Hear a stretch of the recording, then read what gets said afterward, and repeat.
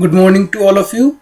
So we have started this chapter 6, and in this chapter sound the following contents we have discussed so far. Okay, so till last week we have discussed till characteristics of sound. Now today we are going to discuss a topic that is speed of sound. So first of all, what is speed? So let's start the discussion.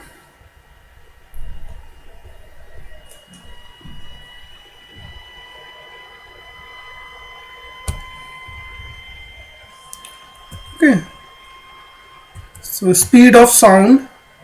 We already knew that sound needs a medium to propagate.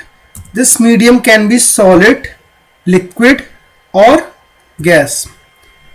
Now, if the medium through which sound is traveling is denser, then in that case sound travels faster. For example, in case of the solids. Also, the sound speed of sound increases with increase in humidity in the air. Humidity means amount of moisture content present in the air. Speed of sound also increases with increase in temperature. So as the temperature increases, the speed of sound also increases. So as we have said that sound travels at the faster speed when the medium is denser. That is why the speed of sound is maximum in solids, less in liquids and least in gases, because in case of the solids density is maximum and in case of the gases density is least. So the estimated speed of the sound through the air is 330 meter per second. Through the water the speed of sound is about 1500 meter per second, and through iron this speed becomes at 5000 meter per second. So here you can see in this picture, when the hammer has been stuck on a metal rod, so if you place your ear here, then the sound reaches to your ear faster than it reaches to your ear when you are hearing the sound through the air.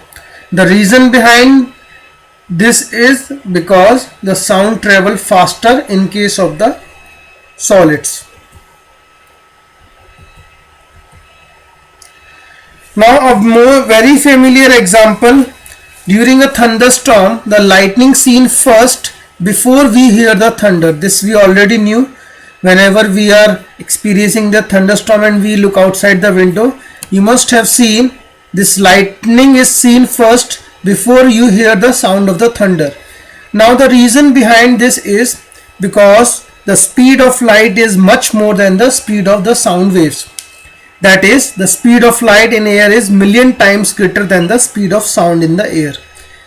So the speed of light is 3 into 10 raised to the power 8 meter per second, or you can say it is 3 lakh kilometer per second, whereas the speed of sound in air is only 330 meter per second, which is very much lower than the speed of light.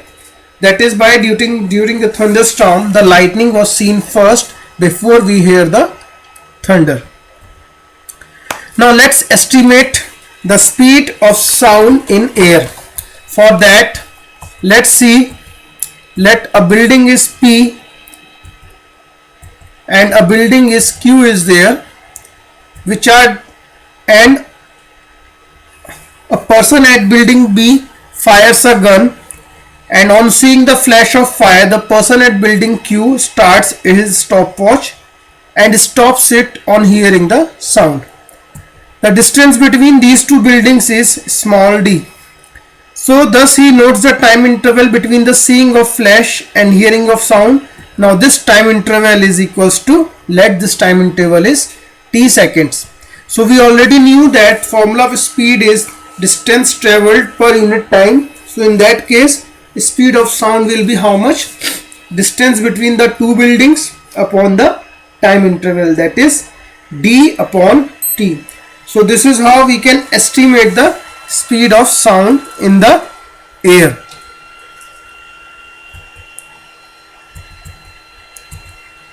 Now as we have said that we are able to hear the sound. So why we are able to hear the sound? Because of the reflection of the sound. So sound wave also gets reflected as the light waves do. We already knew that reflection of light is always there. Due to that reflection only we are able to see the objects, and due to the reflection of the sound only we are able to hear the sound that is coming from an object. So bouncing back of sound wave from the surface of solid or liquid is called reflection of sound. Also, we already knew that there are few laws of reflection. Same laws of reflection are followed by the light waves also, sound waves also. This means that angle of incident wave and reflected wave to the normal are always equal. Now for reflection of sound, a polished or rough and big obstacle is necessary. Okay, if we need the sound to be reflected back to us, then a polished or rough or big obstacle is necessary. For example, in these two photographs you can here see that a person is speaking something, and after reflection from this surface the sound is going from this point to this point. Now this is the direct sound. When it strikes the polished surface, it comes back like in the form of reflected sound. Also in this case, if a person is standing here and a clock is ringing here, then this is the incident sound wave. When it incidents the surface of the wall, after reflection it makes the same angle as the incident wave is making with the imaginary normal to the wall. So due to the equal in angle of incident and angle of reflection, the person which is standing after the insulation board is able to hear the sound. So this is one of the example of reflection of sound. Now the thing is that, are we able to hear all the reflection of the sound? So the sensation of hearing of any sound persists in our brain is for 0.1 second only. So we are only able to hear the sound if the time interval between the reflection of sound is at least 0.1 second. Below 0.1 second we are not able to hear the reflection of sound. It is called as persistence of hearing. Some instruments like loudspeaker, megaphone and stethoscope works on the principle of reflection of sound. So whenever you want to hear the proper reflection, we have the time interval between the reflection of sound should be approximately 0.1 second.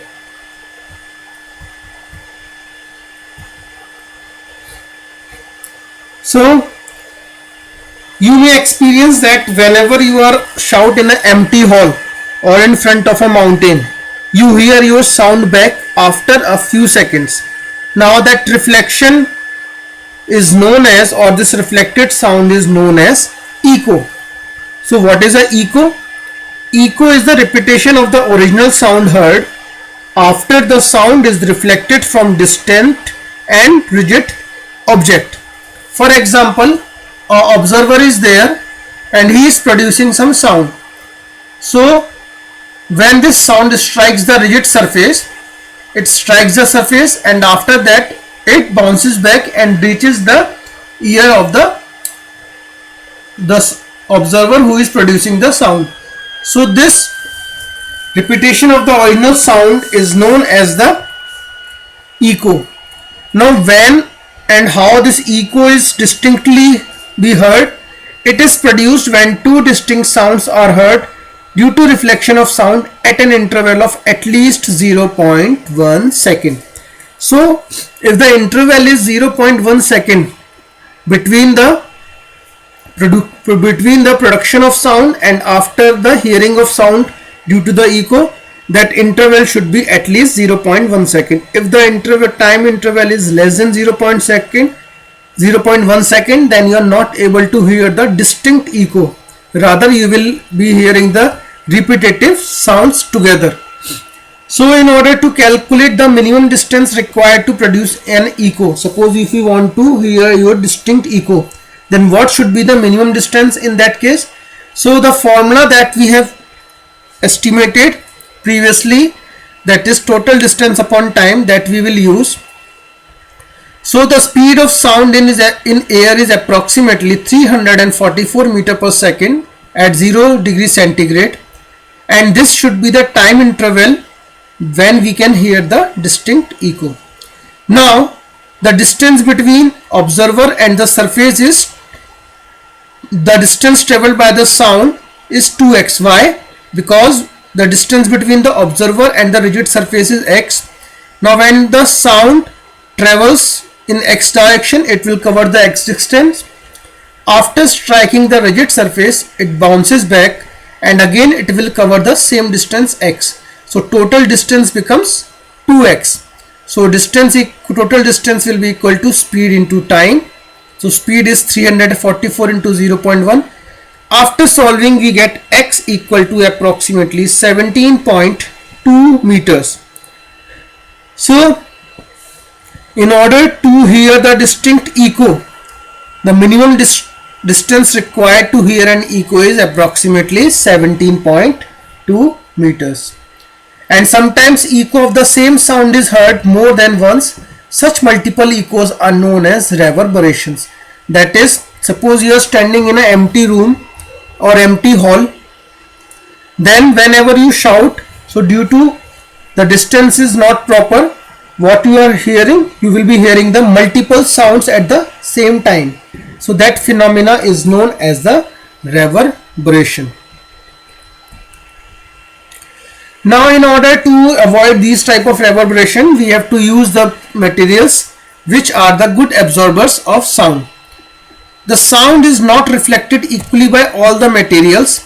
The materials having hard, smooth and shiny surface are good reflector or bad absorbers of light, whereas soft and porous materials like cloth, carpet, curtains, thermocols are bad reflectors or good absorbers of light. So there is a practical application of absorption of sound, a soundproof box. Like this you must have seen, a box that does not allow the internal sound to come out and the external sound to enter in is called the soundproof box, because it contains the material which is a good absorber of sound, due to which the sound, if the sound is producing inside it, then no sound is going to enter in this soundproof box and no internal sound is allowed to come out of this soundproof box. So this is one of the practical application of absorption of sound. Okay, so these are the few good absorbers of sound: the curtains and the sofas, then the paper. Okay, so that is why the curtains are provided in the inside the house, so that they absorb the multiple reflection of the sound. Or also, if you must have noticed, whenever you go inside the cinema hall, whenever you are sitting on the chairs, that chairs are made up of the foam. Why? Because these are the good absorbers of the sound. So whenever the sound is produced inside the cinema hall, that multiple reflection is absorbed by these seats which are made up of foams. As well as cardboards are also provided inside the hall in order to reduce or in order to eliminate that reverberation. So these are the few practical applications of good absorbers of sounds. So this is the end of this chapter.